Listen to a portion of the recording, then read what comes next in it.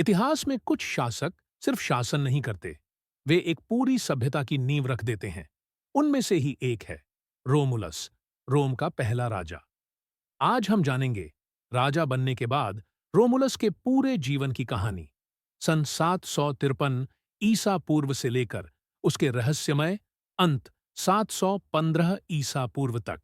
तो चलिए आज की वीडियो शुरू करते हैं। सन 753 ईसा पूर्व, टाइबर नदी के किनारे पालाटाइन पहाड़ी पर अपने जुड़वां भाई रेमुस की मृत्यु के बाद रोमुलस ने एक नए नगर की स्थापना की और वही बना रोम।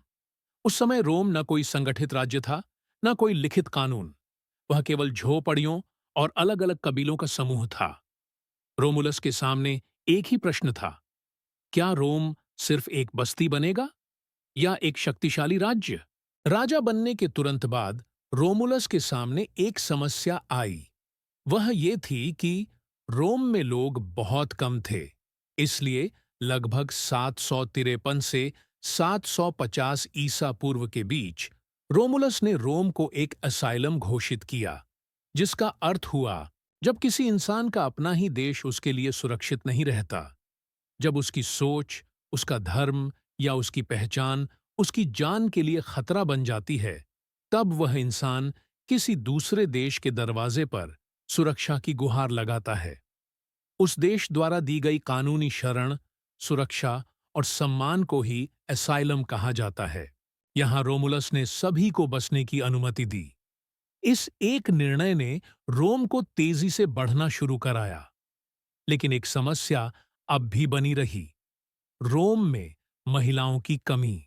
रोमन कथाओं के अनुसार लगभग 750 ईसा पूर्व रोमुलस ने अपने शासन का सबसे विवादास्पद निर्णय लिया। उसने पड़ोसी सबीन जनजातियों को एक धार्मिक उत्सव में आमंत्रित किया और उसी उत्सव के दौरान रोमन कथाओं के अनुसार रोमन पुरुषों ने सबीन महिलाओं का बलपूर्वक अपहरण कर लिया। इतिहास में यह घटना जानी जाती है, the rape of the Sabin women. यह कदम रोम के भविष्य को बचाने के लिए था, लेकिन इसके परिणाम भयानक युद्ध के रूप में सामने आए। सबीन पुरुषों ने रोम पर भीषण आक्रमण किया।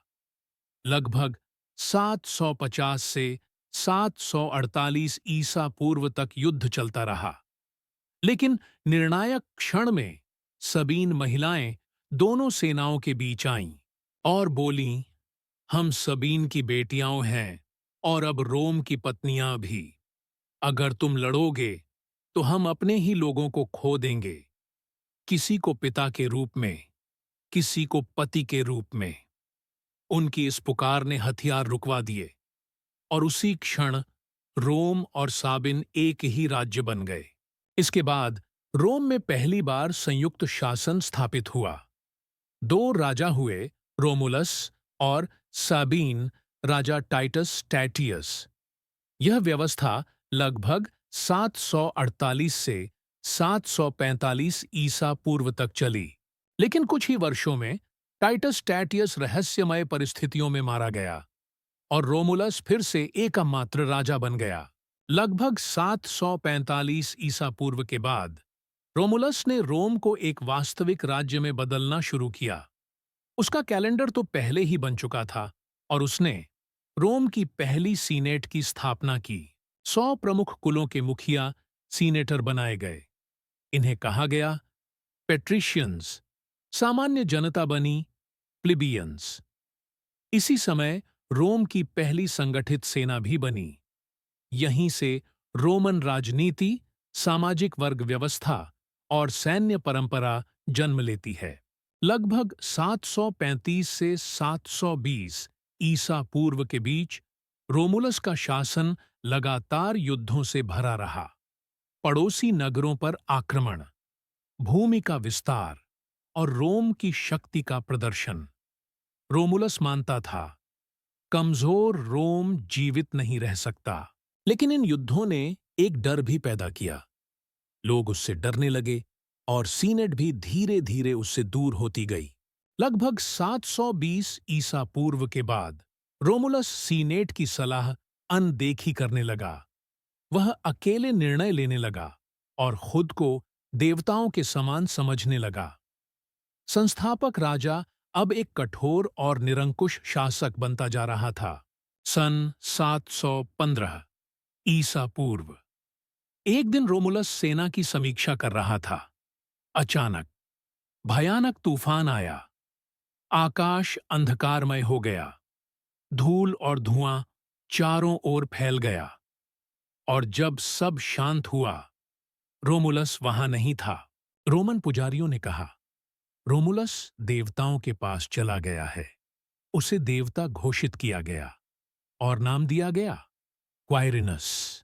लेकिन प्राचीन इतिहासकार खुद लिखते हैं, कई लोगों का मानना था कि रोमुलस की सीनेट द्वारा हत्या कर दी गई और देवता बनने की कथा बाद में घड़ी गई। सच क्या था, यह आज भी इतिहास का एक अनसुलझा रहस्य है। लेकिन एक बात बिल्कुल स्पष्ट है, रोमुलस ने रोम को दिया एक नाम, एक पहचान, एक राजनीतिक ढांचा और एक योद्धा संस्कृति। और यहीं से रोम दुनिया के सबसे महान साम्राज्यों में से एक बनने की यात्रा शुरू करता है। अगर आपको ऐसी ऐतिहासिक कहानियां पसंद आती हैं, तो वीडियो को लाइक करें, कमेंट में अपनी राय जरूर लिखें और इसे अपने दोस्तों के साथ शेयर करें। ऐसी ही और रोचक कहानियों के लिए चैनल को सब्सक्राइब करना न भूलें। धन्यवाद।